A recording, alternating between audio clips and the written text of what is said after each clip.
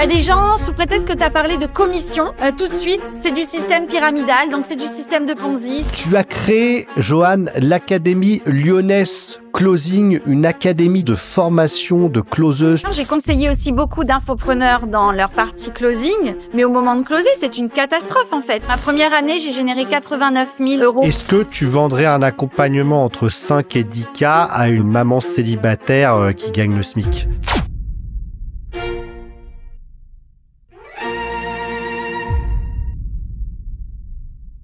Bienvenue dans ce nouvel épisode du Clash au Cash, le réveil juridique des entrepreneurs. C'est le podcast qui vous réveille sur le plan juridique. Aujourd'hui, nous allons parler closing, technique de vente, nous allons parler manipulation, nous allons parler pratiques commerciales trompeuses, nous allons voir ce qu'il faut mettre en place pour recruter un closer. Aujourd'hui, nous recevons Joanne Caroline. Bonsoir, Joanne. Bonsoir, Joanne. Bonsoir, Jean-Philippe. Bonsoir, Henri. Merci de m'accueillir. Alors, Joanne Caroline, toi, tu es une serial entrepreneuse, mais une serial entrepreneuse sur le tard, je dirais, parce que tu as passé les 20 premières années de ta carrière professionnelle. En fait, tu avais commencé des études de droit, mais finalement, tu es devenue mère au foyer. Tu reviendras là-dessus. Et qu'est-ce que tout ça t'a apporté ? Tu as créé... Ensuite, du coup, à un moment donné, tu t'es dit, tes enfants sont partis, tu as le syndrome Du nid vide. Du nid vide. On reviendra dessus de qu'est-ce que ça signifie, le syndrome du nid vide.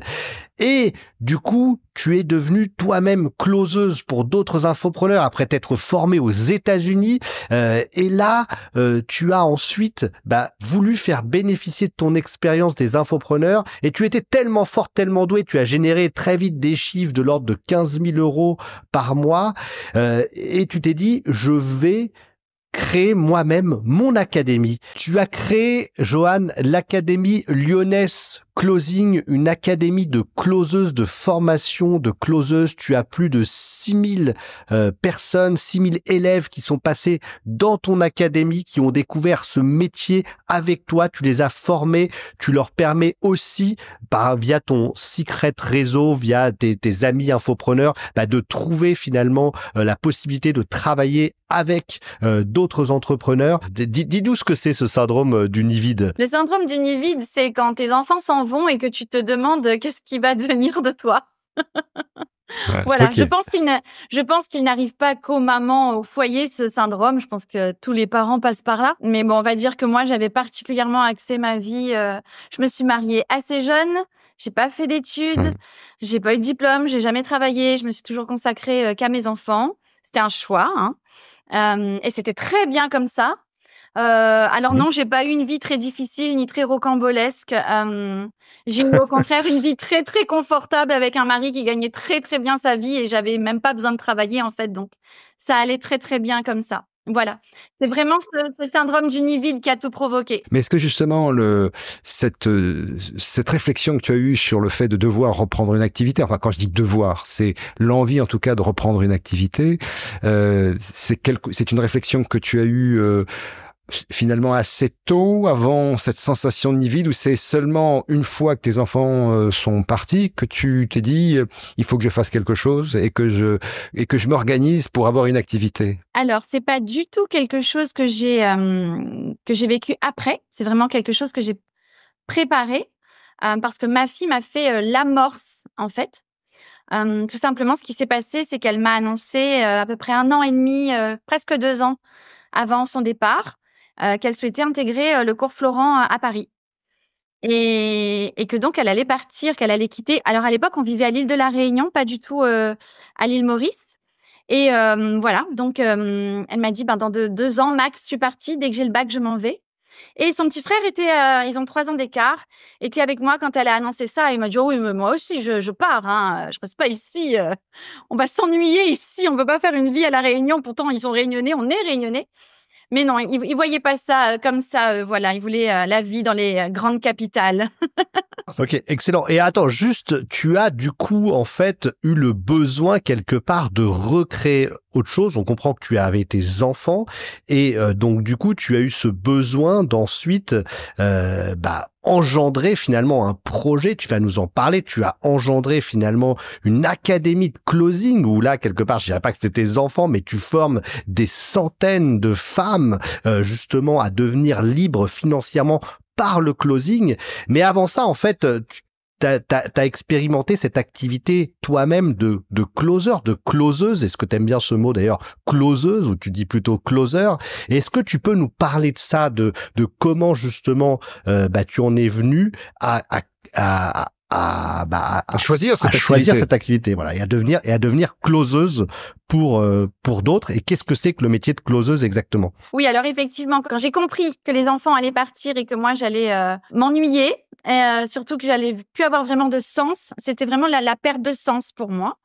Et j'ai voulu donner un nouveau chapitre. Je fais beaucoup de recherches à ce moment-là pour comprendre en fait qu'est-ce qui pourrait me faire vibrer, parce que moi le rôle de maman ça a vraiment toujours été tout ce que j'ai voulu faire, être, incarner, et je m'éclatais vraiment dans ce rôle-là. Et je me disais mais qu'est-ce qui va pouvoir me faire vibrer autant? Donc j'ai fait beaucoup de recherches, j'ai participé à beaucoup de webinaires, j'ai investi dans énormément de formations, en 2 ans presque 150 000 € de formation. Donc des closers, j'en ai eu plein au téléphone sans savoir que c'était des closers d'ailleurs, bien souvent. Je l'ignorais complètement. Et je vous cache pas que j'ai fait des investissements très judicieux et que je ne regrette absolument pas. Et des investissements où j'ai été largement induite en erreur et j'étais pas du tout à la bonne place. Donc voilà, là ce sont les dérives du closing justement, on pourra peut-être en parler. On reviendra là-dessus, voilà. C'est très intéressant. Ouais. Et concrètement, je me suis formée au développement personnel, coaching de vie, business coaching, marketing digital, marketing de réseau. Enfin, j'ai fait vraiment plein de choses, ikigai. Je sais plus tout ce que j'ai fait tellement j'ai fait de choses, mais je me sens, même si j'accumulais des compétences et des connaissances, c'était formidable parce que moi j'ai même pas fait d'études, sortie du bac, j'attendais déjà mon premier bébé, donc vous pensez bien que c'était vraiment tout nouveau pour moi tout ça, mais je me régalais et c'est même devenu très addictif pour moi de faire des formations aujourd'hui encore. C'est juste qu'à un moment j'ai réalisé que toutes ces compétences que j'avais acquises, je ne voulais pas les exercer parce que je me sentais pas légitime. Parce qu'il fallait créer quelque chose. Il fallait créer un coaching, un accompagnement, une activité ou que sais-je. Et ça, non, je m'en sentais pas capable à ce moment-là parce que j'avais pas la compétence. Et puis, donc, on est parti en vacances aux États-Unis. Je suivais déjà des infopreneurs américains que j'appréciais énormément. Et l'un d'eux, un jour, lors d'un webinaire, a lancé son propre accompagnement dans le closing en précisant qu'à la fin, il recruterait. Et moi, travailler aux côtés d'un personnage comme lui, c'était hyper impressionnant et hyper intéressant pour moi. Voilà. Et j'ai décidé de me lancer. Bon, du coup, il y en a eu 2. Alors, c'était vraiment pour moi, c'est ce que j'appelle les synchronicités. Tu t'es lancé dans cette activité avec ces infopreneurs américains. Tu as closé pour eux, c'est cela? Je me suis formée à leur côté et ensuite, je me suis dit que je préférais aller ramener la compétence avec moi et la développer en francophonie finalement. Au début, c'est vrai que c'est ce qui me plaisait, ça aurait été de closer pour eux, mais finalement, j'ai préféré ramener ça en francophonie parce que j'avais aussi des entrepreneurs francophones qui m'intéressaient énormément et pour lesquels j'avais envie vraiment de développer cette compétence, mettre ma compétence, mon expertise à leur service parce qu'ils en avaient pas de closer à ce moment-là. Donc l'idée de créer une entreprise, c'est présenté à toi, si j'ai bien compris. Est-ce que c'est à ce moment-là que tu te dis, va falloir que je crée mon entreprise, que je crée peut-être une société, que je prenne, en tout cas que je détermine un statut juridique? Est-ce que cette phase de lancement est quelque chose que tu as un peu redouté, ou c'est quelque chose où tu te dis, non, je fais les choses, je dois créer une entreprise, je m'intéresse à comment on fait et comment tu t'y es pris? J'ai eu beaucoup de doutes et d'incertitudes quant à ma capacité à être capable de créer une entreprise. Et je suis passée par les services au début d'une société de portage salarial, mais on va dire que c'était vraiment juste pour le côté rémunération. Voilà. Et très rapidement, en fait, j'ai volé de mes propres ailes.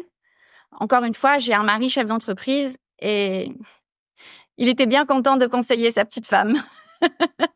Et donc au démarrage, parce que là aujourd'hui tu fais des chiffres, on y reviendra peut-être, mais tu es très suivi, tu fais des chiffres importants dans l'infoprenariat, mais au démarrage, tu as commencé cette activité en étant toi-même closeuse pour d'autres, ou alors tu as directement créé justement ton académie de closing? Ah non, pas du tout. Alors l'académie closing, c'était pas du tout, mais alors pas du tout au programme. Je me suis lancée justement, comme je vous le disais, parce que j'avais effectivement aucune, pour moi, à mon sens, quand je démarrais, aucune légitimité à coacher, guider, accompagner qui que ce soit. Voilà. Et justement, le closing me permettait de travailler avec des gens qui avaient des offres et leur apporter mon expertise, donc qui est de transformer un prospect en client, accompagner donc dans la prise de décision, renseigner sur l'investissement, sécuriser l'investissement. Voilà, c'était pour moi l'idée en fait du closing. Et d'ailleurs, c'est comme ça que je vois le closing, puisque vous m'avez demandé tout à l'heure la définition de qu'est-ce que le closing. Le closing, typiquement, et si on devait le traduire littéralement, c'est clore une vente ou un deal. Et donc, beaucoup l'assimilent à de la vente. J'ai aucun problème avec la vente. C'est juste que on a une vision de la vente qui est peut-être un peu obsolète ou agressive ou un peu en mode les loups de Wall Street ou que sais-je d'ailleurs. Et moi, j'aime pas ce type de vente. C'est ce que je vous disais d'ailleurs, les dérives du closing. Moi, j'ai fait plusieurs investissements qui n'étaient pas justifiés et pas intéressants finalement et qui ne me convenaient pas. Parce que pour beaucoup, le closing, c'est sécuriser une vente à tout prix pour l'entrepreneur, mais sans prendre en considération en fait les besoins du prospect, du futur client, du consommateur en face.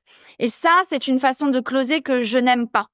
Voilà. Donc effectivement, j'ai d'abord voulu, moi, mettre cette expertise-là au service de certains infopreneurs avec qui je travaillais. Tu travaillais dans quel type de produits ou de services? C'était du développement personnel? Alors moi, j'ai travaillé pour plusieurs types de niches. Le make money, en fait, donc tout ce qui était créer de l'argent en ligne, voilà. Accompagnement, formation, coaching, faire de l'argent en ligne. J'ai closé un peu pour le domaine de l'immobilier aussi, investissement et immobilier. Et surtout, beaucoup pour le développement personnel. Mes deux plus grosses niches ont été le développement personnel et le make money. Dans la chronologie, ça t'a pris combien de temps, finalement, entre le moment où tu décides de te lancer comme closeuse, tu montes ton activité et en termes de démarrage, est-ce que les choses se font lentement ou très vite? Ça démarre bien parce qu'il s'avère que tu es doué? Comment ça se passe dans les faits? Dans les faits, je me suis formée en à peu près 8 semaines. J'ai démarré l'activité et je m'étais fixé pour objectif de générer un SMIC. Et c'était vraiment très modeste en fait, et j'en ris parce que ça a tellement explosé vite que aujourd'hui je me dis que voilà, mes objectifs étaient vraiment très modestes, j'avais pas réalisé le potentiel. Et le premier mois, en travaillant à peu près entre 10 et 15 heures semaine, et je tâtais, c'était vraiment tout nouveau, j'ai généré 2030 € de commission nette. Voilà, en 3 semaines. Même pas le mois complet, en 3 semaines. Et puis très rapidement, j'ai eu des chiffres. Le mois d'avril, j'étais à 3300, toujours sur le même type d'horaire. Au mois de juin, j'étais à plus de 5000. Au mois de juillet, j'avais dépassé les 11 000. J'étais presque à 12 000 € de commission.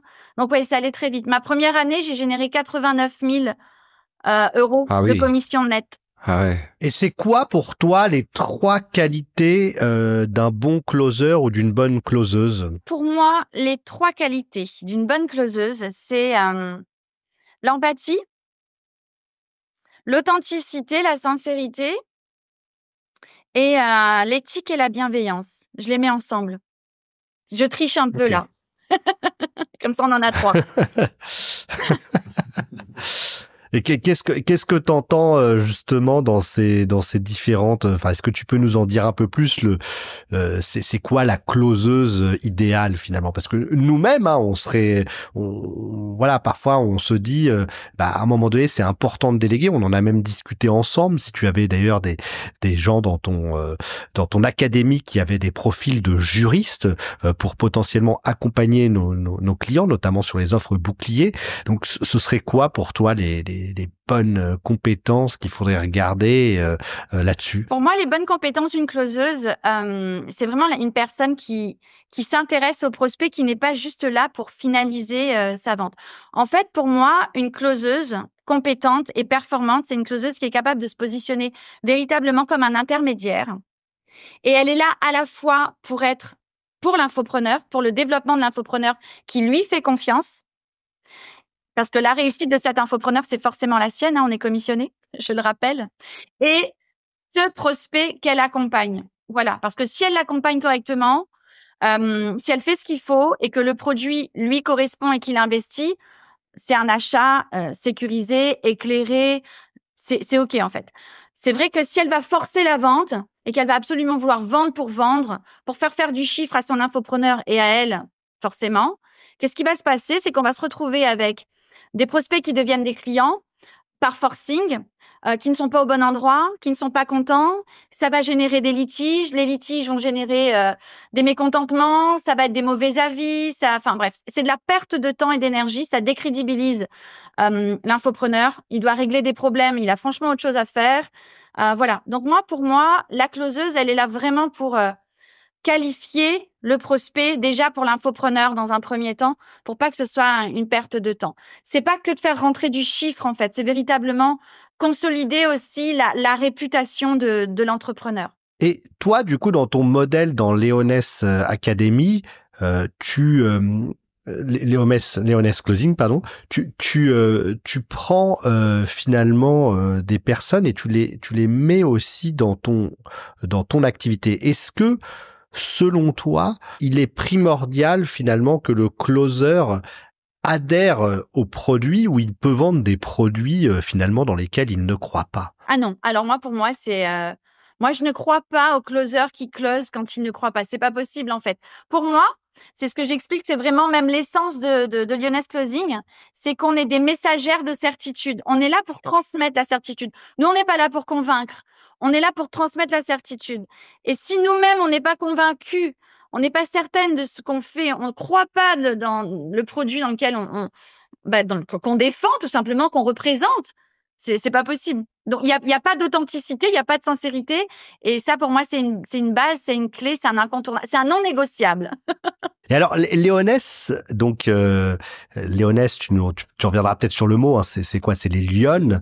C'est avant tout finalement une académie de femmes, ou alors est-ce qu'il y a des hommes? Et ma question sous-jacente, c'est est-ce que les femmes auraient des meilleures capacités, une plus grande sensibilité pour amener les clients à acheter quelque chose, ou alors ça dépend, il y a pas de lien, mais qu'est-ce que tu penses de cette question? Très sincèrement, déjà Lyonnaise, pour en revenir au terme Lyonnaise, j'ai choisi Lyonnaise. Au début, les gens ont cru que c'était lié à mon signe astrologique, mais absolument pas. Je suis Gémeaux. J'ai choisi la lionne. Comme nous, toi aussi. C'est vrai? C'est les meilleurs, hein, je vous le dis tout de suite. Bien sûr. Évidemment. Un peu versatile de temps en temps, mais... il faut bien quand même, hein, on n'est pas des saints non plus. La perfection n'existe pas. Pourquoi la lionne? Parce que pour moi, la lionne, en fait, j'ai fait tout ce parcours de maman au foyer à reprendre le contrôle de ma vie. Ça nécessitait quand même de la résilience et de la combativité. Parce qu'en fait, particulièrement quand tu es issu d'un milieu où tout va bien, quand tu veux reprendre le contrôle de ta vie, tu es jugé, observé, scruté, catalogué.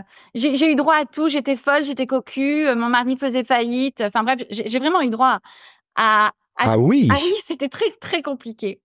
Et en fait, ça a été le choix de me choisir, de mettre en fait tout ce qui était toxicité, hypocrisie, et tout ce qui allait avec, en fait, pour me choisir et déterminer mon pourquoi. Moi, mon pourquoi, c'était que mon mari et mes enfants soient fiers de moi, qu'ils ne voient plus pas que la maman au foyer, mais qu'après avoir connu pendant 20 ans la maman au foyer, eh bien, qu'ils découvrent en moi une chef d'entreprise, une businesswoman, voilà, j'avais envie de leur montrer que tout ça, j'en étais tout à fait capable et qu'on allait y aller ensemble. Et mon mari et mes enfants ont cru en moi et il y avait rien de plus fort, en fait. Voilà. Donc j'ai mis la C'est très beau ce que tu toxicité de côté. dis. Hein. Ouais. Mais cette toxicité, elle émanait d'où? Elle émanait d'amis, de la famille, de voisins, oui. de... Alors quand j'en parle en général, parce que c'est pas la première fois qu'on me pose la question, et j'en parle dans ma masterclass, en fait, c'est l'entourage proche. C'est même pas les étrangers, parce que finalement, les gens qui m'ont le plus soutenue, à part mon mari et mes enfants, sont de purs étrangers. Voilà, des gens que je ne connaissais ni d'Ève ni d'Adam, mais que j'ai découvert dans mon évolution, dans mon parcours. Mais c'est vrai que la famille, les amis, les bonnes copines, tout ça, c'était fini, en fait. Et est-ce que c'était pas une manière de te réassigner à un rôle justement de femme au foyer et finalement, est-ce que t'as pas eu envie justement de casser les codes et quelque part c'était une sorte de d'évolution féministe de ta part? Enfin, est-ce que tu l'as visualisé comme ça? Je pense qu'effectivement, on a cherché à me réassigner à mon rôle de maman au foyer, et d'ailleurs plus d'une fois, que ce soit par des amis ou même des amis ou des collaborateurs de mon mari. Dans mon réseau social, la plupart des personnes que je fréquentais étaient des femmes mères au foyer, comme moi, des femmes de chefs d'entreprise. Je fais du golf, donc dans ma sphère, c'était beaucoup des femmes d'avocats, désolé messieurs, de docteurs, de comptables, etc. Elles étaient elles-mêmes mamans au foyer et elles ne comprenaient pas pourquoi du jour au lendemain j'avais besoin d'aller me chercher des prétentions plutôt que d'apprécier la vie et faire du bridge, jouer au golf, manger au resto et du shopping. Je pense que tu dérangeais. Parce que ça bouscule. Forcément, tu donnes un autre modèle, tu changes des étiquettes. Est-ce qu'il n'y avait pas une part d'envie aussi, de jalousie et de... Peut-être. Là, ce qui m'a le plus surpris, c'est lorsque des amis chefs d'entreprise de mon mari, j'avais déjà bien démarré l'activité, j'avais une belle réussite. Mon mari, il était tout fier d'en parler. Et c'est vrai qu'un jour, à un dîner, j'ai voulu prendre position. Et j'ai donné mon avis. Et ce qui est assez incroyable, c'est que là où j'étais écoutée dans mon nouvel univers avec des infopreneurs qui me considéraient vraiment, qui me demandaient leur avis, etc. Et on connaît les chiffres dans l'infoprenariat, c'est des gens qui génèrent plusieurs millions par mois, par an. Et je me retrouvais avec des chefs d'entreprise. Je voulais donner mon avis et on m'a clairement dit un jour retourne faire des cookies, Jojo.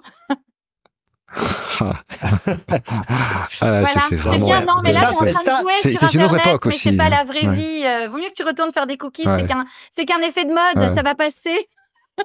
Ce qui est intéressant, c'est, je me dis, si tu avais 3 conseils à donner à des mamans qui, comme toi, se disent j'ai besoin de reprendre une activité, ou qui ont peut-être pas le choix aussi, mais qui se demandent si elles doivent y aller, quels seraient les 3 conseils primordiaux qu'elles devraient suivre pour aller dans cette direction? Pour moi, les 3 conseils, c'est s'écouter. Quand ça vibre, quand tu as des papillons dans l'estomac, quand ça vibre de partout, suis ton intuition. Et le 3e, c'est n'écoute pas les autres, l'avis des autres. Donc AVIS, c'est que la vie, la VIE des autres, clairement. Je pense que personne d'autre mieux que nous, sachant en fait ce qui est en nous, notre potentiel et ce dont on est capable, ce qu'on a envie. Et bien sûr, les autres vont pouvoir nous transmettre leurs peurs, leurs incertitudes, leurs blocages, leurs plafonds de verre. Mais oui, au fond, c'est peut-être ce que tu disais il y a un moment, Henri. Est-ce que c'est pas une forme de jalousie parce que toi, tu oses et qu'ils te voient sur le point de passer le cap que eux n'ont jamais osé franchir. Et je pense que ça dérange effectivement. Donc oui, croyez en vous et foncez. Formidable conseil. Comment aujourd'hui tu es organisé? Comment aujourd'hui tu travailles? Est-ce que tu t'es entouré de personnes? Est-ce que tu as commencé à déléguer ou tu continues à travailler d'une certaine manière et il y a eu une évolution, mais pas trop, ou au contraire une grosse évolution depuis que tu as commencé? Il y a eu une grosse évolution dans le sens où aujourd'hui, je continue le closing parce que j'aime ça et que je continue de collaborer avec 2 infopreneurs que j'apprécie énormément. Je le fais uniquement parce que je pense qu'en tant que coach dans le closing, il est important que je garde un pied à l'étrier. Et aussi parce que j'aime ça. Je peux pas concevoir ma vie sans cette compétence. Mais cette compétence est devenue ma philosophie de vie de manière générale. Et puis 1 an et demi après le début de mon activité en tant que freelance dans le closing, j'ai décidé de créer ma propre académie, effectivement. Parce qu'on m'en parlait beaucoup. C'est-à-dire que pendant ces 18 mois où j'ai été closeuse freelance, on m'a confié des responsabilités, on m'a demandé de cadrer des équipes, on m'a demandé de coacher des gens, d'accompagner des équipes à certains niveaux de réussite. Et j'aimais beaucoup ça, en fait. Et quand le Covid est arrivé, ça a tellement explosé, en fait, la vente en ligne, l'achat en ligne, tout ce qui est accompagnement en ligne, etc. Ça a tellement explosé qu'il y avait pas suffisamment de closers. Et à ce moment-là, l'un des infopreneurs avec qui je travaillais m'a dit « Mais t'attends quoi, en fait, pour nous faire une armée ?» Choquée. Voilà. Et c'est là que Une armée de lancé lions. l'accompagnement. Effectivement, j'ai créé l'accompagnement. C'est venu très naturellement. Et ensuite, j'ai fait mon premier webinaire. Et je m'attendais pas je savais que j'allais pouvoir accompagner un certain nombre de femmes. J'ai tout de suite positionné mon offre sur les femmes parce que, non pas que je me sentais pas légitime à accompagner des hommes, bien d'ailleurs, excusez-moi, vous m'avez posé la question tout à l'heure, pourquoi est-ce qu'une femme ou un homme, si vous permettez, je vais juste revenir là-dessus. Pour moi, je fais vraiment pas de différence. J'ai vraiment pas prétention à dire qu'une femme est meilleure qu'un homme, ni même qu'un homme est meilleur qu'une femme. Je pense que nous avons tous un potentiel, des compétences, une sensibilité. Ça dépend vraiment des personnalités. Un homme est tout aussi capable de closer parfaitement qu'une femme le fait et vice-versa. J'imagine, merci à toi, et j'imagine que en fait ça a forcément marché puisque tu étais le produit de ton produit, tu incarnais tout ça toi-même, et donc forcément tu as dû inspirer énormément de femmes. Si elles se sont dit toi tu as pu le faire, elles se sont dit peut-être que moi je pourrais le faire. Dans ce podcast, on est là aussi pour justement mettre le doigt et la lumière sur les points et les moments où tu as eu des réveils juridiques. Est-ce que tu dirais que le juridique, c'est quelque chose que tu as pris en compte dès le début de ton activité, ou alors au fur et à mesure du développement et quand tu as commencé à faire des chiffres plus importants, c'est là où tu as eu des moments de réveil juridique? Est-ce que tu as eu des moments de réveil juridique? Est-ce que tu peux nous en parler? Oui, alors, des moments de réveil juridique, c'est quand tu crées une communauté où tu parles de bienveillance, d'empathie, d'éthique, d'humanité, etc. Et que oui, je pensais vraiment évoluer dans un écosystème. Bon, je savais que le marketing digital, le business, l'infoprenariat de manière générale, c'était un milieu assez hardcore. Mais moi, je me suis dit bon, moi ça va aller. J'ai fait une communauté de lionnes. On s'aime beaucoup, on évolue. Bon, limite, on était un peu dans le monde des bisounours. Et puis un jour, tu réalises que tu as une personne qui a créé un webinaire qui est le duplicata du tien et que elle a fait et voilà qu'elle a dupliqué ta formation, entre autres. Ou alors qu'il y a des personnes qui font leur marché, qui nuisent en fait à ton image parce qu'elles font leur marché au sein de ta communauté. Ce sont tes clientes, mais elles viennent développer leur je sais pas, leur coaching, leur MLM, beaucoup marketing de réseau. Ouais, voilà. Et qu'est-ce que tu as mis en place justement par rapport à ça? Est-ce que tu as mis en place des choses? Parce qu'il est possible, effectivement, de mettre en place, par exemple, une charte des bonnes pratiques dans tes conditions générales de vente, d'interdire aussi la possibilité justement de faire ce type de pratique, d'aller prospecter. Est-ce que tu as mis en place des choses? Est-ce que tu as agi contre cette personne Bien qui sûr. avait Oui, je me suis copié fait ta formation? conseiller. Ouais. Je me suis fait conseiller, effectivement. Je ne vous connaissais pas encore à l'époque, mais mais oui, je me suis fait conseiller. J'ai mis en place des chartes. Ça a beau être écrit noir sur blanc, c'est quelque chose auquel je suis confrontée au quotidien, mais pas que par des membres de. Bon, c'est vrai qu'aujourd'hui, Lyonnaise Closing, c'est une communauté d'un peu plus de 6000 élèves.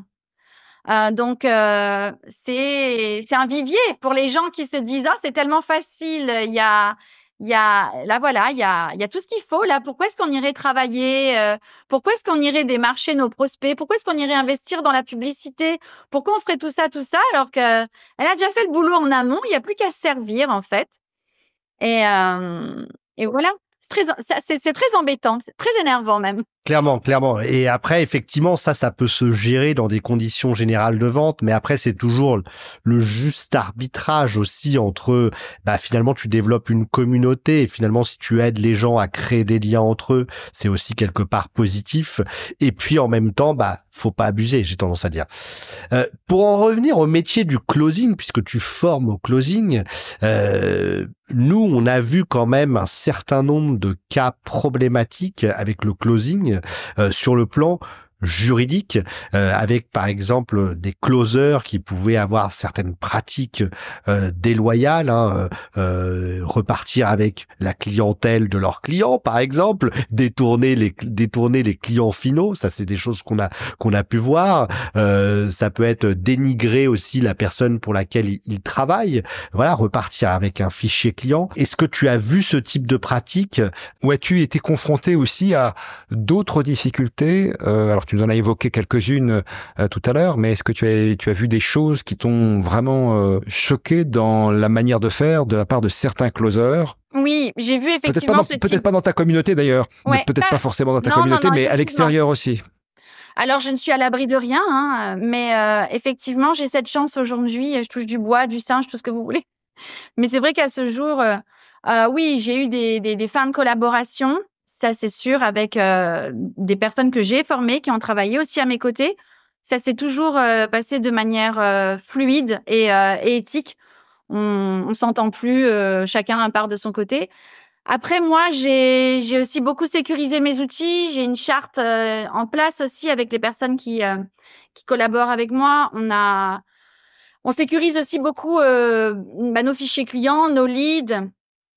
Et puis, je pense qu'on a aussi une réputation sur la place. Après, je pars du principe que de toute façon, rien, je pourrais pas forcément défendre des choses spécifiquement. Les gens voient ce qu'ils ont envie de voir et vont là où ils veulent aller. Et je pense qu'il faut l'adapter un petit peu partout. Bon, effectivement, chez d'autres amis infopreneurs, d'autres collaborateurs, il y a des choses qui ont très très mal fini et ce qui est déplorable, c'est de constater qu'ils sont pas accompagnés en fait. Voilà, c'est ça close en roue libre. Il y a pas de contrat, il y a pas de structure, il y a pas de convention, Ouais, il y a pas d'accompagnement. Mais par rapport à ce sujet-là, nous, on a mis en place, notamment pour les infopreneurs ou pour des gens qui auraient recours à des closers, des contrats qui permettent de protéger la clientèle, des contrats qui permettent de protéger finalement la non-concurrence, en fait, avec des clauses de non-concurrence. Et ça, c'est vraiment fondamental parce que, encore une fois, nous, on a vu ces derniers temps pas mal de litiges qui résultaient de closers qui ont pu partir avec une partie de la communauté. On a vu aussi d'autres litiges, d'autres cas, c'est-à-dire des closers où pour le coup, ils ne se faisaient pas payer leur commission, c'est-à-dire qu'on pas plus tard qu'aujourd'hui, j'ai eu une question à ce sujet d'une cliente qui se dit est-ce que je dois payer les commissions alors que la relation commerciale est finie? Ben oui, les usages et notamment le code de commerce prévoit que si le closer a participé à des ventes en fait et qu'il a généré des commissions, même si la relation est terminée, il a le droit aux fruits de ces commissions, même si c'est des ventes qui sont sur le long terme avec des échanges de paiement. Effectivement, pour moi, des deux côtés en fait, il y a des dérives. On a des closers voilà, on a des closers qui ont des pratiques. Après, bon, je dis pas que mon académie forme à des pratiques et que on est les meilleurs, pas du tout. Mais effectivement, il y a des pratiques. Moi, aujourd'hui, je me suis vraiment donné comme mission en fait de redorer le blason du closing, parce que lorsque j'ai créé mon académie en 2020, il y avait 2-3 académies en France. De closing. Je crois que je suis la 3e d'ailleurs qui est arrivée sur le marché et la première qui faisait que 100% féminin. Mais en fait, suite à finalement à la réussite, parce que cette compétence, elle est en pleine expansion depuis 2020, elle ne fait que grandir et le métier est en train de se professionnaliser clairement, justement, je pense, parce que il y a eu beaucoup de dérives. Il est en train d'être cadré, il est en train de se professionnaliser, mais il y a beaucoup de gens qui en ont fait n'importe quoi. Moi, j'ai vu clairement des systèmes qui cherchaient à dupliquer les académies qu'on avait créées, mais où il y avait un espèce de pseudo système, je dirais pyramidal, avec je sais pas, c'était un mélange de MLM, de système de Ponzi, de pyramide. On savait plus qui c'était quoi, on sait plus qui paye qui, ni comment, ni pourquoi. D'ailleurs, ils se tirent dans les pattes, on sait pas où ça finit. C'est terrible. Enfin bref, résultat des courses. C'est vrai qu'il y a eu un moment où les entrepreneurs, les infopreneurs ont eu peur de faire affaire avec des closers, parce qu'il y en avait énormément qui sortaient de ce type de formation que je l'appelais la formation du n'importe quoi, du grand n'importe quoi.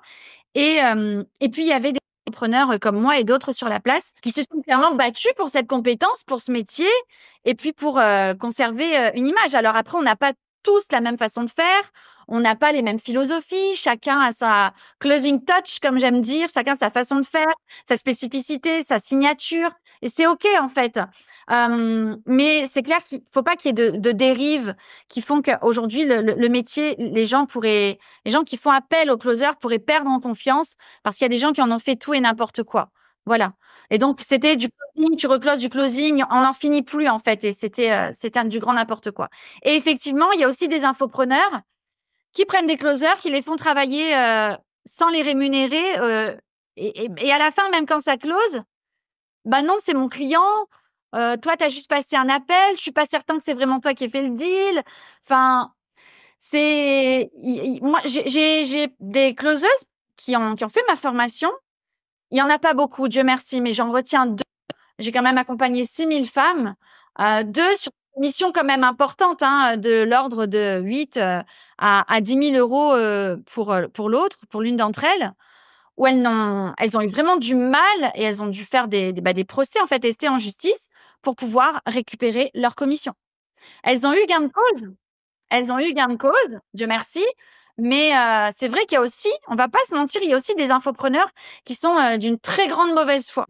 Ça, effectivement. Il faut se protéger. Des deux côtés, de toute façon, il y en a pas un qui vaut mieux que l'autre, il faut se protéger. Et est-ce que justement, sur l'aspect contractuel, tu me dis que ces closeuses ont gagné, parce que sans doute aussi, elles étaient armées sur le plan contractuel, elles avaient... Est-ce que dans ta formation, d'ailleurs, tu donnes alors je dis pas des conseils, parce que tu peux pas donner des conseils sur plan juridique, mais en tout cas, tu informes les closeuses sur l'aspect juridique de l'activité et l'importance de se protéger à ce titre. Est-ce que tu on a déjà fait éléments intervenir des professionnels, effectivement, pour répondre à certaines de leurs questions.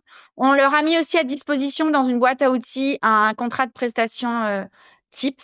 Et puis, j'ai rencontré les info-lawyers avec qui que je vais leur présenter très prochainement à ma communauté, et j'espère qu'elles se protégeront effectivement, bien. on va faire une masterclass. Donc, si vous voyez cette vidéo, vous allez pouvoir avoir le lien d'inscription aussi à cette masterclass, où on va expliquer, si vous êtes closer, vraiment tout ce qu'il faut avoir sur le plan juridique pour pouvoir travailler de manière parfaitement sereine, sécurisée, et éviter de vous faire avoir, tout simplement parce que vous aurez les bonnes ressources nécessaires si jamais on essaie de pas vous payer. C'est vraiment très important, de pouvoir se protéger, avoir cette rigueur contractuelle, parce que on le voit bien, ceux qui sortent dans le cadre de litige, en cas de litige, ce sont ceux qui sont bordés sur le plan contractuel et qui n'ont pas négligé ou oublié de s'intéresser aux obligations respectives des parties, à ce qu'ils imposent, je dirais, à l'infopreneur avec lesquels ils vont travailler, et sur le fait de se prémunir sur les risques, avoir su poser à plat les difficultés potentielles qui peuvent se présenter et avoir levé les difficultés grâce à un bon contrat. J'ai une question pour toi, Johan. Est-ce que tu es plutôt uniquement un règlement à la commission ou tu penses aujourd'hui que c'est bien d'associer du fixe et des commissions? Alors moi, aujourd'hui, je travaille uniquement à la commission. Ce sont des commissions d'ailleurs qui évoluent dépendant des performances, de l'ancienneté, de comment la closeuse évolue à nos côtés. Et C'est quoi également, le pourcentage d'usage dans le marché? le J'imagine que pourcentage ça dépend d'usage aussi pour des peut-être. closeuses qui démarrent à ce jour, il est du 10%. Ça évolue ensuite, bien évidemment. Mais j'imagine que ça évolue et à partir de quel moment tu peux finalement intéresser une closeuse ou un closer, parce que j'imagine que si tu fais 10% d'une offre à 500 euros, bah ça n'intéressera peut-être pas beaucoup. Ah, c'est sûr. Alors, moi, personnellement, ce que je recommande, c'est que ce soit ce que je recommande aux infopreneurs aujourd'hui qui me demandent conseil là-dessus, ou même aux closers, c'est de commencer sur des offres qui valent minimum 1000 euros. Parce que une session de closing, c'est entre 30 et 60 minutes. Bon, 100 euros minimum le tarif horaire, ça va, c'est intéressant. Si tu dois faire... Et ça reste en fait de l'ordre de cette fameuse liberté temporelle dont on parle. Oui, et encore, tu closes pas 100% de Ben oui, tout à fait. Et c'est quoi un bon pourcentage de closing selon toi? Alors, quand on démarre, pour moi, je dirais c'est du 20-25%. Mais vraiment, quand on C'est-à-dire est... que 20-25% d'appels qualifiés, un closer débutant qui est performant doit pouvoir closer, c'est ça? C'est ça, tout à fait. Pour moi, un closer débutant, s'il arrive à closer 20-25% d'appels qualifiés, au tout début, c'est déjà très, très bien. Moi, j'estime que c'est très, très bien. Complètement. Et à quel moment, justement, dans un business en ligne, puisque nous, par exemple, finalement, c'est un sujet, on a déjà essayé, finalement, on n'a pas fait, on se dit c'est peut-être, c'est dur, c'est difficile. À quel moment, selon toi, finalement, parce que on voit aussi des gens qui se lancent et qui veulent déjà un closer, mais en fin de compte, je pense qu'il faut déjà avoir éprouvé son produit. À quel moment, selon toi, il faut avoir un closer? À mon sens, alors on va dire que je prêche pour ma paroisse, mais pour moi, il faut un closer le plus rapidement possible. Pourquoi? Parce que ton produit, certes, tu as besoin de l'éprouver, mais peut-être que tu n'arriveras pas à l'éprouver toi-même parce que quand tu crées ton offre, en fait, c'est un peu ton bébé et en fait, il y a tout le côté affect, tout le côté émotionnel et c'est pas forcément le plus judicieux de closer soi-même son offre, en fait. Parce que on y croit, certes, mais on n'a pas tout le côté détachement. Et puis, on a aussi, on a peur que ça marche pas, on a peur du manque. Donc en fait, je pense qu'il y a une pression qui n'est pas nécessaire et que peut-être certains nouveaux infopreneurs, nouvelles entrepreneurs de manière générale, ne savent pas forcément gérer. Et le fait qu'une personne ait cette maîtrise en fait sur cette compétence et ce détachement aussi, cette posture, ça peut vraiment faire la différence pour moi dans le lancement d'une activité. Vraiment. D'accord, ok, ouais, c'est vrai que c'est un discours, effectivement, moi je pensais plutôt que, parce qu'on entend aussi souvent le discours, bah en fait le meilleur closer de sa boîte, c'est le chef d'entreprise lui-même, et que en fait, si à un moment donné il y a quelqu'un qui close mieux que toi, bah c'est peut-être qu'il y a une difficulté, mais finalement c'est pas tout à fait ton discours, c'est si je comprends bien. C'est pas mon discours parce qu'en fait j'ai eu la chance d'évoluer avec beaucoup d'infopreneurs. J'ai conseillé aussi beaucoup d'infopreneurs dans leur partie closing et des infopreneurs qui sont des têtes, des bêtes même dans leur business, dans leur cœur de métier, dans leurs compétences. Mais au moment de closer, c'est une catastrophe en fait. C'est une catastrophe parce qu'ils savent pas annoncer un prix. Que t'annonces pas un prix, c'est pas forcément évident. En fait, il y a tout un volet qui fait que l'entrepreneur lui-même, moi, à mon sens, bien sûr que tu es celui qui maîtrise le mieux ton offre. Par contre, est-ce que tu es le mieux placé pour closer ton offre? Ça, j'en suis moins certaine. Et après, bien sûr qu'il y a des entrepreneurs d'exception qui savent à la fois gérer leur business, closer, être au four, au moulin. Et puis ça aussi, pour moi, c'est important de déléguer parce qu'en fait, quand tu commences ton activité, particulièrement en France, on a beaucoup de choses à faire. On doit être sur tout le front, on a beaucoup d'administratifs, on doit répondre à beaucoup d'exigences et on doit être là pour accompagner nos clients dans leur cœur de métier, dans notre cœur de métier, dans la promesse qu'on leur a faite. si tu dois coacher, accompagner, gérer l'administratif, faire la compta, gérer les pubs, tourner les vidéos, et puis en plus closer, enfin, tu dors quand? Tu vis quand? Alors, petite question challengeante, tu connais peut-être Bouclier 360, et donc du coup c'est l'offre d'InfoLawyers qui permet de protéger les entreprises avec leur juridique. Ce serait quoi, toi, tes trois axes, justement, si tu avais à closer cette offre, Les trois cette axes, solution? si j'avais à closer cette offre.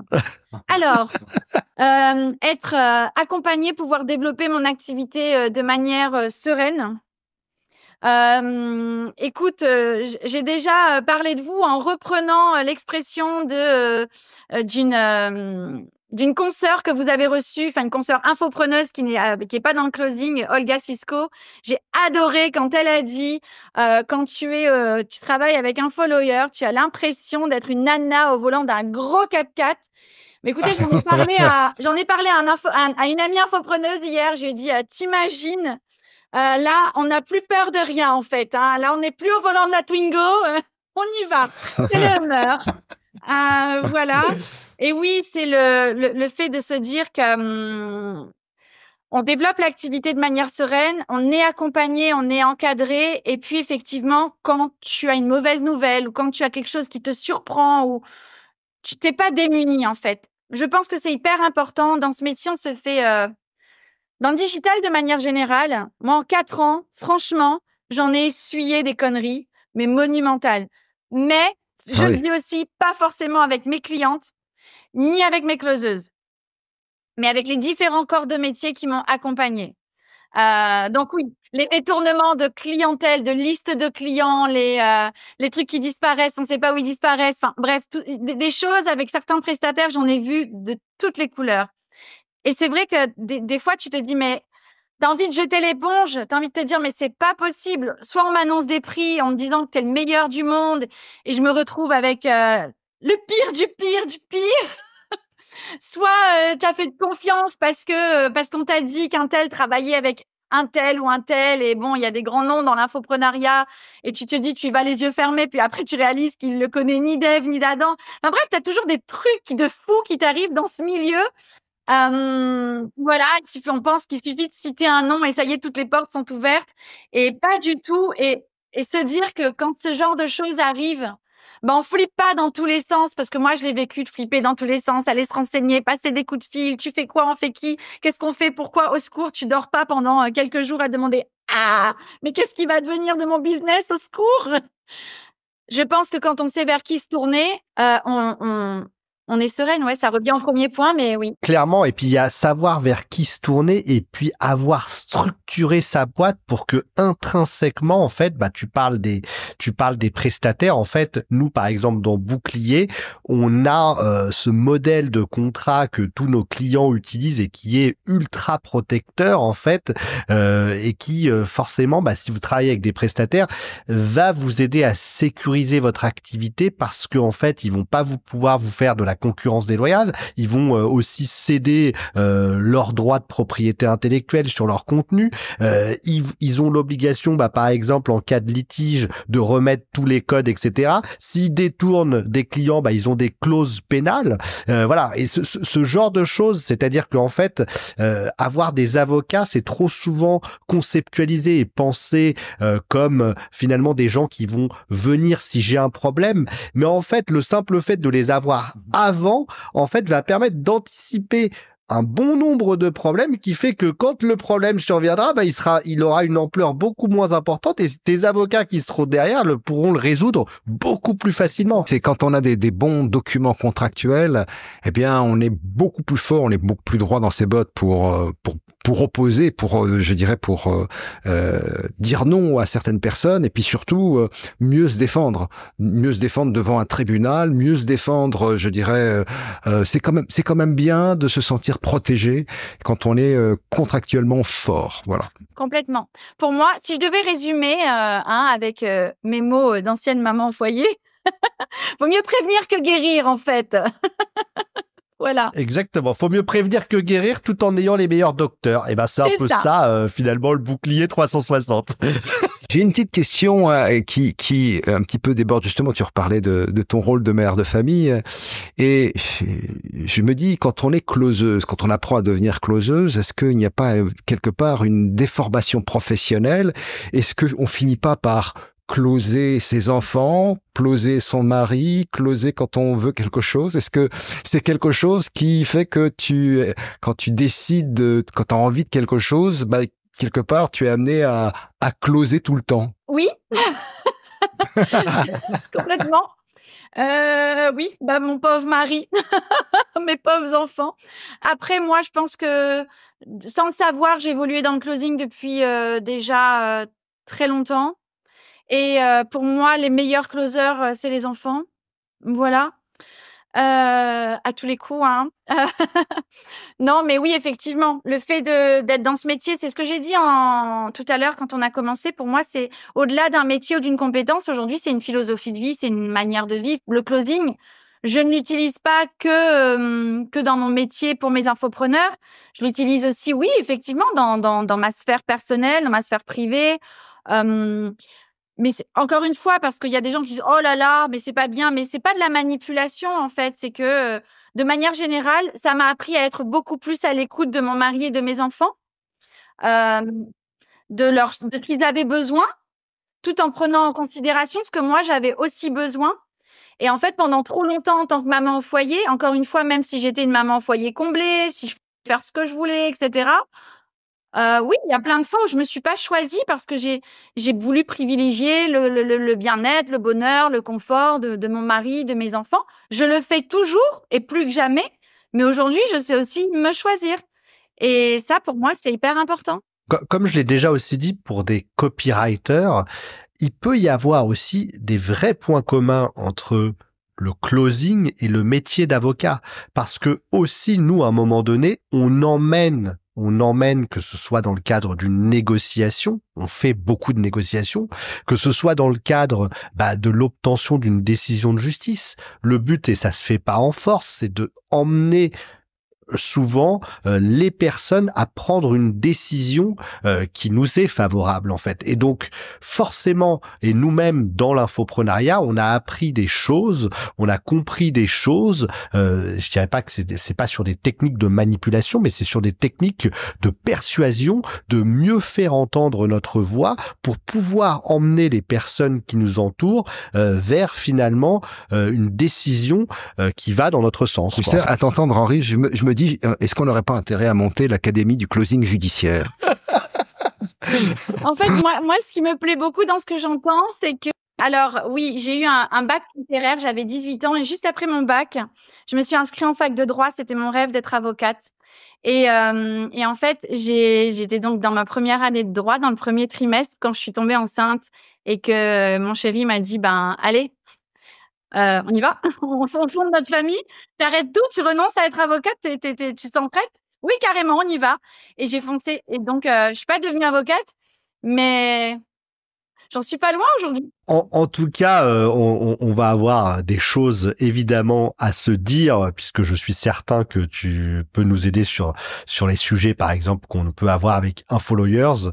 Juste pour en revenir à quelque chose qui me tracasse, c'est que on a vu effectivement des systèmes de closing ou d'académie de closers très poussés avec des enregistrements de calls, etc. Est-ce que toi, tu préconises ça aussi, d'enregistrer les calls de tes closers, d'avoir des scripts très détaillés? Ou pas? Oui, moi, l'enregistrement de call, il est systématique. On le précise bien de toute façon. C'est vraiment à des fins de qualité, de formation. Et c'est aussi pour protéger le consommateur et le closer. C'est hyper important. Parce que demain matin, si un closer, en fait, il a raconté n'importe quoi à un prospect pour le convertir coûte que coûte et absolument en client pour encaisser sa commission, en fait, et que moi, le client, il vient se plaindre, sur la base de cet enregistrement, en fait, je peux protéger mon closer et ça, c'est hyper important, comme je peux aussi protéger mon client. Voilà. Alors, bien évidemment, c'est stipulé, on prévient le prospect qui a un enregistrement. Tout à fait. Voilà. Et s'il refuse, pour être conforme au RGPD. De toute façon, chez nous, s'il refuse, on continue pas, en fait. On continue pas parce que pour Ok. moi, c'est trop dangereux en fait. Exactement. Et là, tu rejoins ce qu'on avait vu justement avec Jérémy Coleman là dans un autre podcast, qui est un infopreneur qui est passé sur le coaching et qui lui aussi a des closers. Et il nous disait, et puis en fait, on le fait dans les dossiers. En fait, nous, on réexamine dans un certain nombre de dossiers des scripts et des enregistrements de calls.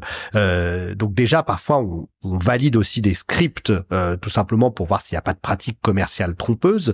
Et on va dans des litiges sur des ventes qu'il y a pu avoir, analyser les enregistrements, voir s'il y a effectivement eu à un moment donné un problème du côté du closer, ou voir si justement la personne a véritablement accepté ce qui était promis, si les promesses étaient bonnes. Et ça, c'est effectivement important d'avoir ces enregistrements, dans la mesure où, encore une fois, les clients sont aussi prévenus de cet enregistrement et ce qui est conforme au RGPD. Est-ce que tu as eu des difficultés d'irréputation? On sait que parfois les femmes peuvent être plus souvent victimes de problématiques d'irréputation. Je crois que tu avais évoqué le fait qu'il y avait eu le site arnaque.com ou des choses comme ça. Oui. Oui, alors j'ai eu effectivement des problèmes entre guillemets. J'ai des personnes qui ont ouvert des signalements sur Signal Arnaque. Sur Signal Arnaque aujourd'hui, si on fait des recherches à mon sujet, il y a 3 signalements, dont et tout le reste c'est des commentaires. Et quand tu vas sur Signal Arnaque, c'est du grand n'importe quoi en fait. C'est à qui démarche qui. Il y a des infopreneurs du closing qui sont là et qui font leur marché, clairement. T'as des gens qui ont assisté à la masterclass et parce que la masterclass, ils comprennent à un moment donné que c'est pour une offre payante, bah t'es une arnaque. T'as des gens sous prétexte que t'as parlé de commission, tout de suite c'est du système pyramidal, donc c'est du système de Ponzi, voilà, à aucun moment ils se disent que y a plein de métiers où on est rémunéré à la commission, qu'il n'y a pas forcément besoin d'avoir un système pyramidal ou que sais-je pour. Donc voilà. Et puis moi, tout est parti d'une personne qui avait consommé mon programme en prenant un paiement avec des mensualités en 3 fois. Et donc, quand elle arrive au 28e jour, elle nous envoie un courrier. Donc, elle a déjà consommé 4 semaines de mon programme qui en fait 10. Elle nous envoie un courrier où elle demande donc le remboursement. Et quand on lui dit que c'est pas possible parce que déjà, ça correspond pas à nos CGV, on a un délai de rétractation de 14 jours. Et puis qu'en plus, elle a consommé plus de 4 modules. Elle était pas contente parce qu'elle nous a répondu moi j'ai l'habitude de consommer comme ça grâce à la garantie des consommateurs, donc quelqu'un de très mal informé, garantie 30 jours satisfait ou remboursé. Voilà. Et elle nous a clairement dit en plus textuellement dans son email, j'ai l'habitude de me former ainsi à l'œil en consommant et en faisant rembourser. Donc non seulement elle nous écrit ça noir sur blanc, mais ensuite, elle nous traite de voleurs. Elle me dit que je me suis réfugiée dans un paradis fiscal qui n'est pas soumis, elle ne pourra pas me poursuivre. Mais en fait, elle peut pas me poursuivre tout simplement parce que déjà, elle est en tort et elle le sait bien. Et donc, qu'est-ce qu'elle a fait? Elle a ouvert cet avis. Et c'est vrai que c'est cette personne-là, elle s'est amusée à étayer en fait ce signal arnaque. Et j'ai appris, moi, par la suite que, Signal Arnaque, en fait, il n'y a pas de modérateur, il n'y a rien, c'est une vaste poubelle, en fait. Et puis, il y a des gens aujourd'hui qui s'autoproclament, je lisais ça récemment, qui s'autoproclament bénévoles, défenseurs. Donc, ils sont là. Il y en a qui s'appellent Judge Dredd, ils se donnent des noms juste magnifiques de super-héros, voilà. Alors, je précise que Signal Arnaque a déjà été condamné pour dénigrement, justement parce que les personnes ne pouvaient pas forcément faire valoir leur droit de réponse et qu'il est possible, dans certains cas, à vérifier finalement à chaque cas, de faire retirer des avis avec des courriers d'avocats. Nous, on est déjà parvenu, on a déjà eu des refus aussi parce que ça dépend, en fait, c'est toujours pareil, c'est-à-dire qu'une critique légitime d'un consommateur, on ne peut pas faire grand-chose. En revanche, une critique qui dépasse les limites de la liberté d'expression, qui a une véritable volonté de nuire et de dénigrer, et puis, a fortiori, quand ça provient et qu'on arrive à le démontrer, c'est pas toujours simple, mais d'un concurrent, là, il y a véritablement quelque chose à faire et il y a des actions qui peuvent être faites aussi contre ces personnes. Cette personne-là, potentiellement, avoir les échanges qu'elle a eus, mais est-ce qu'on n'est pas non plus dans un cadre de chantage, c'est-à-dire qu'elle a voulu obtenir un remboursement, elle ne l'a pas eu et donc elle vous a menacé, il faudrait voir encore les échanges, de mettre un contenu sur Signal Arnaque. Voilà, dans ces cas-là, si vous avez l'adresse de cette personne, etc., il y a potentiellement quelque chose à faire. Ouais. Vous avez plongé dans le vaste milieu du closing avec ses aspérités, ses finalement ses techniques, ces éléments qui sont aussi formidables et qui amènent des gens potentiellement à prendre des décisions. Tu as toi-même expliqué à un moment donné que toutes les formations que tu avais achetées, il y avait eu le pire, mais il y avait aussi eu le meilleur qui t'avait emmené vers ce que tu es aujourd'hui. Merci à toi, Johan. Mettez des pouces bleus si vous avez aimé ce podcast. Partagez-le avec des entrepreneurs et des entrepreneuses. D'ailleurs, est-ce que tu dis plutôt entrepreneuse ou entrepreneur avec un E? C'est un débat qu'on a souvent en ce moment. Oui, moi je dis entrepreneuse. Ok, t'es de la team entrepreneuse. Je suis de la team entrepreneuse, oui. Nous avons l'une de nos collaboratrices qui est très féministe et qui, elle, prône la team entrepreneuse, alors que d'autres personnes nous ont dit ça pouvait faire travailleur du sexe, etc. Voilà. Donc, ah bon? Ouais, non, mais d'autres, des femmes, j'ai eu des retours de femmes qui disaient, voilà, ça qualifie, ça dévalorise, etc. Mais de retours de personnes aussi qui sont féministes convaincues, qui disaient justement ça, c'est mieux qu'entrepreneur parce qu'on entend la différence justement. Et donc, qui était plutôt de la team entrepreneuse. Dites-nous dans les commentaires si vous êtes plutôt team entrepreneuse ou team entrepreneur avec un E, et si oui, pourquoi vous êtes l'une ou pourquoi vous êtes l'autre. Voilà. Et avant de terminer, peut-être que tu as la dernière question, Jean-Philippe. Tout ce que tu nous as dit est extrêmement inspirant, surtout pour des personnes qui sont comme toi, mères de famille, qui hésitent, qui n'osent pas franchir le pas d'aller vers une activité professionnelle, alors qu'elles ont les moyens, qu'elles ont les possibilités d'organiser leur vie de manière formidable. En tout cas, c'est vraiment très, très inspirant ce que tu nous as dit. Merci pour ça, Johan. Et je vais te poser une question qu'on pose très souvent parce que pour nous, c'est une manière de faire un point quelque part et d'avoir, comme aujourd'hui, t'as un certain recul sur cette aventure dans laquelle tu t'es lancé. Si tu avais la possibilité, cette fois-ci, de parler à la jeune Johan, voilà, tu reviens dans le temps, tu remontes, peut-être étudiante en droit, ou peut-être même avant, tu choisis la période vers laquelle tu veux remonter dans le temps, et qu'est-ce que tu dirais à cette autre Johan qui est beaucoup moins expérimentée, qui n'a pas abordé sa vie professionnelle, ou qui n'ose peut-être pas, voilà, qui a un autre caractère, parce que tu t'es transformé avec le temps nécessairement, avec l'ensemble des événements auxquels tu étais confronté, bonnes comme mauvais. Qu'est-ce que tu lui dirais? Alors moi, à la toute jeune Johan, l'adolescente, je dirais, ouais, bien avant même qu'il y ait le chéri, le bébé, tout ça, c'est justement, je m'adresserai à la jeune fille qui a des limitations, on va dire, des limites, pardon. Et des croyances limitantes, beaucoup de croyances limitantes, beaucoup de blocages et de doutes parce que c'est une fille, parce qu'une fille doit faire comme ci, une fille doit faire comme ça. Voilà. On est au 21e siècle aujourd'hui, je sais que c'est encore comme ça. Même s'il y a beaucoup de choses qui se sont faites, qu'il y a déjà eu beaucoup d'avancées, on est encore très, très en retard. Et donc, à cette jeune fille qui s'est laissée beaucoup limiter et qui n'a pas osé plus tôt, je voudrais lui dire, crois en toi, en fait. Tu sais ce dont tu es capable, tu sais ce qu'il y a au fond de toi, tu sais ce que tu vaux, et tu le sais surtout mieux que quiconque. Et n'attends pas d'avoir 40 piges pour aller faire rugir la lionne. Va rugir dès maintenant, en fait. Voilà. Merci pour ton témoignage.